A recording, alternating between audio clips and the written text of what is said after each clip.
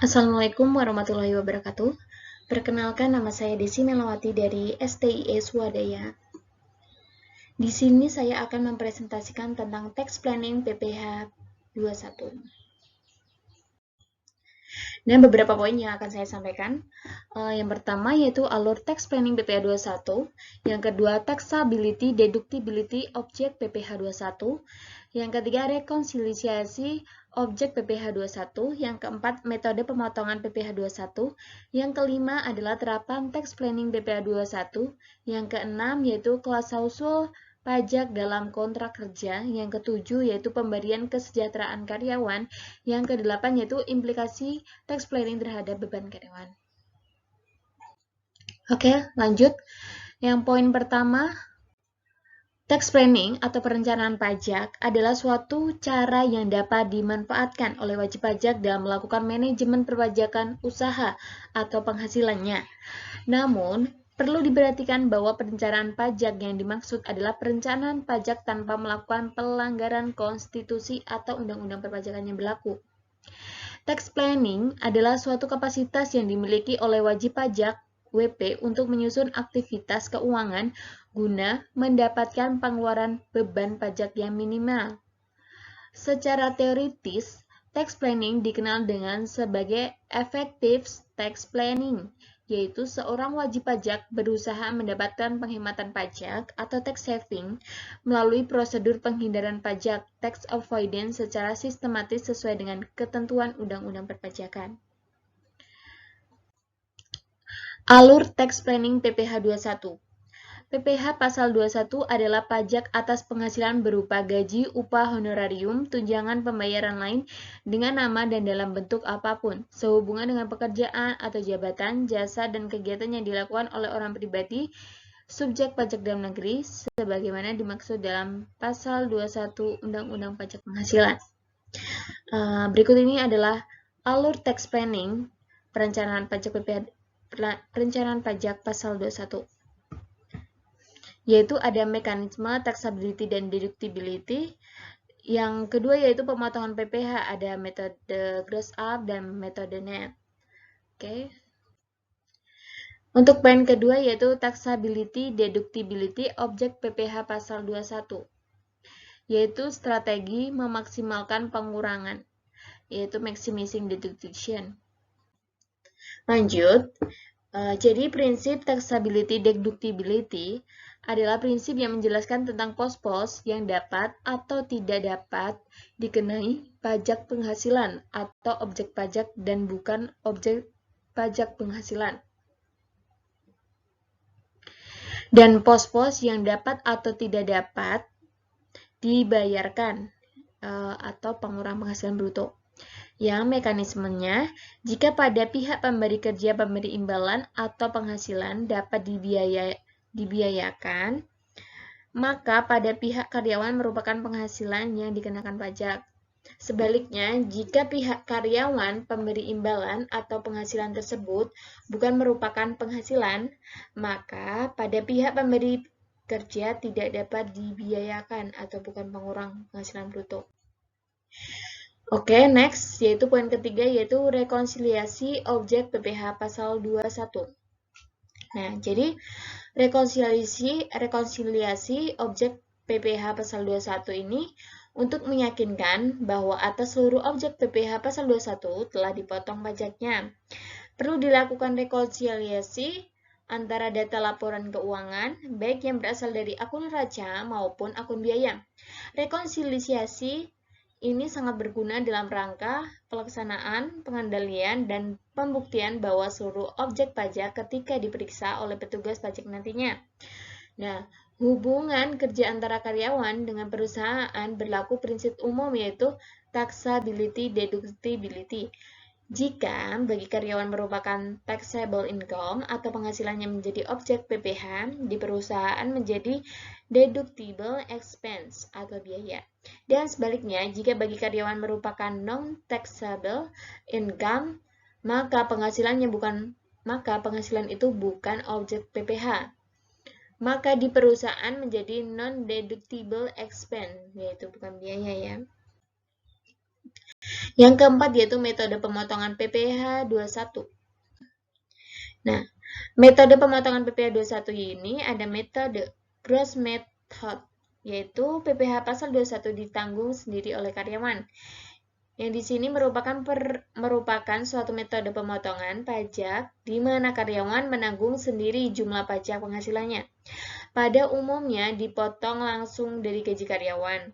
Perhitungan metode ini adalah hal yang hampir sebagian besar dilakukan perusahaan karena mungkin tidak terlalu rumit bagi perusahaan atau mungkin memang cocok dengan keadaan perusahaan, siklus dalam perusahaan.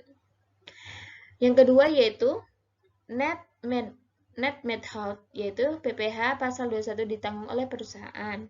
Jadi net method yaitu metode yang pemotongan pajak penghasilan PPh pasal 21 ini ditanggung oleh perusahaan atau pemberi kerja dengan membebankan pajak sebagai beban pajak. Menurut Undang-Undang Nomor 17 Tahun 2000 pasal 9 ayat 1 huruf H disebutkan bahwa beban pajak merupakan beban yang tidak dapat dikurangkan dalam perhitungan penghasilan kena pajak PTKP perusahaan atau non-deductible expense. Dengan demikian, maka perusahaan akan terkena koreksi fiskal jika menggunakan metode ini. Selanjutnya, metode gross up, yaitu tunjangan pajak yang di gross up. Suatu metode pemotongan pajak di mana perusahaan memberikan tunjangan pajak yang jumlahnya sama besar dengan jumlah pajak yang akan dipotong karyawan. Pada prinsipnya, gross up adalah untuk pemberi tunjangan pajak yang jumlahnya sama dengan pajak yang terutang karena tunjangan pajak yang diberikan perusahaan dimasukkan sebagai penghasilan yang dicantumkan dalam SPT PPh pasal 21, maka seluruh tunjangan pajaknya dapat dibiayakan atau deductible. Oke, lanjut ya. Terapan tax planning PPh pasal 21. Oke, poin kelima. Jadi, terapan tax planning PPh 21 yaitu pajak ditanggung pemberi kerja atau tunjangan pajak secara gross up tidak termasuk pajak, itu artinya pajak akan memberi beban pajak kepada pemberi kerja atau tanggung jawab oleh perusahaan atau pemberi kerja. Agar PPh yang ditanggung oleh pemberi kerja dapat dibiayakan, maka perhitungan PPh harus menggunakan metode gross up. Ya. Selanjutnya, pemberian tunjangan makan atau menyiapkan makan bersama. Nah, dari sisi PPh badan, dengan asumsi jumlah badan yang sama, keduanya tidak menimbulkan pengaruh apapun karena sama-sama dapat dibiayai pasal 9 ayat 1 huruf E Undang-Undang pasal 2008. Tetapi pemberian tunjangan maka akan mengakibatkan bertambahnya PPh pasal 21.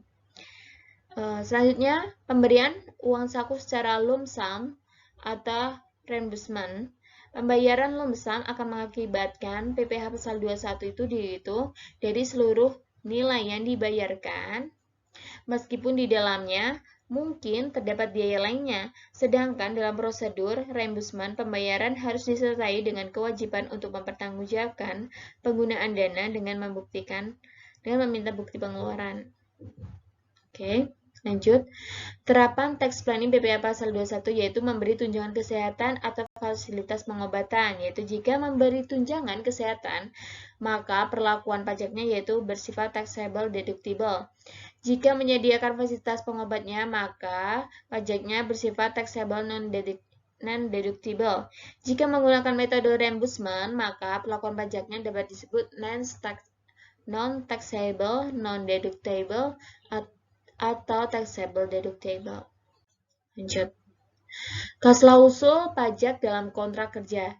Dalam beberapa kasus timbul konflik dalam bisnis, yakni di mana kewajiban pemotongan PPh pasal 21, pasal 26 yang dilakukan penghasilan dari orang pribadi menerima penghasilan. Sewaktu dilaksanakan pemotongannya, pihak yang dipotong pajak tidak menerima sehingga terjadi dispute. Nah, secara normatif Undang-Undang Perpajakan telah mewajibkan pemberi kerja atau pemilik perusahaan proyek melaksanakan pemungutan pasal PPh 21 dari dari pihak ketiga, sedangkan pihak pemberi pajak atau kontraktor tidak bersedia dipotong pajaknya dengan alasan tidak dibahas dalam kontrak kerja, sehingga mereka bersikukuh bahwa harga kontrak yang disepakati sudah dipotong pajak lagi atau net ya. Selanjutnya, pemberian kesejahteraan karyawan, yaitu ada satu natura atau case, yaitu natura merupakan pemberian barang yang bukan dalam bentuk uang. Pengobatan karyawan, yaitu tunjangan kesehatan ini akan menambah penghasilan karyawan dan objek PPh. Selain itu juga bagi perusahaan pemberian tunjangan kesehatan kepada karyawan yang merupakan biaya fiskal sehingga tidak akan dikoreksi menurut pasal 6 ayat 1 huruf A Undang-Undang PPh. Makan karyawan. Pemberian makan bersama bagi karyawan bukan merupakan objek pajak PPh pasal 21 ya, karena makan bersama merupakan pemberian dalam bentuk natura. Selanjutnya premi asuransi, yaitu pembayaran premi asuransi oleh pemberi kerja untuk kepentingan pegawainya, yaitu dibebankan sebagai biaya perusahaan atau deductible. Tetapi bagi karyawan yang bersangkutan, premi tersebut merupakan bagian dari penghasilan atau taxable. Nah, iuran pensiun atau JHT atau THT, iurannya itu yang dibayarkan dan pendirinya disahkan oleh Menteri Keuangan, oleh dibebankan sebagai biaya atau deductible. Iuran yang dibayarkan atau tidak disahkan Menteri Keuangan tidak boleh dibebankan sebagai biaya. Nah, pemberian kesejahteraan karyawan. Yang keenam yaitu perumahan karyawan. Beberapa alternatif fasilitas atau perumahan yang diberikan oleh perusahaan, yaitu pertama, pada rumah dinas yang dibuat atau dibeli oleh perusahaan, penempatan rumah dinas yang disewa atau oleh perusahaan memberikan pergantian sewa rumah dinas yang dibayar oleh karyawan dimasukkan ke tunjangan perusahaan bagi pegawai. Perusahaan memberikan tunjangan perumahan kepada karyawan. Nah, selanjutnya yaitu implikasi tax planning PPh 21 terhadap beban pajak. Alternatif perencanaan pajak perhitungan pemotongan PPh pasal 21 merupakan metode gross up. Karyawan tidak akan dipotong PPh pasal 21 karena seluruh PPh pasal 21 itu ditanggung oleh perusahaan dalam bentuk tunjangan pajak. Namun, perlu diingat pada metode gross up, biaya tambahan yang dikeluarkan oleh perusahaan dalam bentuk tunjangan pajak ialah paling besar dibanding dengan alternatif biaya lainnya. Namun, memiliki sisi positif, yakin. Semua biaya tambahan tersebut diakui baik secara komersial maupun fiskal. Selanjutnya, pemilihan metode gross up PPh pasal 21 ini dapat dalam perencanaan pajak adalah dengan mengeluarkan tunjangan makan dan tunjangan pulsa yang menyebabkan penghasilan kena pajak pun berkurang. Selain itu, berbeda dengan metode PPh pasal 21 ya, yang dibayarkan perusahaan. Biaya atas menanggung PPh pasal 21 tersebut dalam bentuk tunjangan pajak dapat dikurangi dengan perhitungan laba fiskal sehingga mengecilkan laba perusahaan dan pada akhirnya dapat mengecilkan PPh yang terutang. Nah, di sini ada lapisan tarif PPh objek pajak terbaru ya. Jadi, di sini ada lapisan tarif 1, 2, 3, 4, dan 5.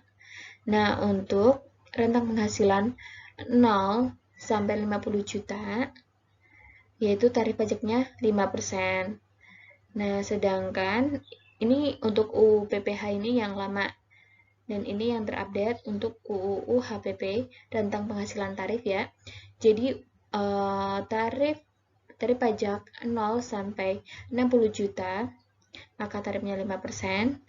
Dan untuk yang poin kedua, yang UU Undang-Undang PPh, yaitu tarif 50 juta sampai 250 juta, yaitu 15%. Sedangkan Undang-Undang HPP, yaitu yang lebih dari 60 juta sampai 250 juta, yaitu tarif pajaknya 15%. Dan untuk poin ketiga, tarif lapisan ketiga yaitu 250 juta sampai 500 juta untuk Undang-Undang PPh 21. PPh yaitu tarifnya 25%. Sedangkan untuk Undang-Undang HPP 250 juta sampai 500 juta yaitu sama 25%. Sedangkan untuk tarif pajak 500 juta yaitu tarifnya 30% dari Undang-Undang PPH. Sedangkan Undang-Undang HPP untuk 500 juta sampai 5 miliar yaitu tarifnya 30%. Sedangkan yang lebih dari 5M itu tarif pajaknya 35%. Ya, jadi perhitungan pajak penghasilan orang pribadi itu diterapkan atas penghasilan jumlahnya yang melebihi batas penghasilan tidak kena pajak atau PTKP. Dalam Undang-Undang HPP, besaran PTKP per tahun tidak berubah ya. Untuk besaran PTKP ya. Untuk diri wajib pajak orang pribadi yaitu 54 juta, tambahan untuk wajib pajak yang sudah menikah yaitu 4,5 juta, untuk tambahan yang mempunyai istri yaitu penghasilannya digabung yaitu 54 juta ya. Untuk tambahan setiap tanggungan yaitu 45 juta, jumlah maksimal 3 orang. Oke. Mungkin itu sekian dari presentasi dari saya. Mungkin ada salah kata atau kurang lebihnya. Mohon maaf. Billahi taufiq wal hidayah. Wassalamualaikum warahmatullahi wabarakatuh. Terima kasih.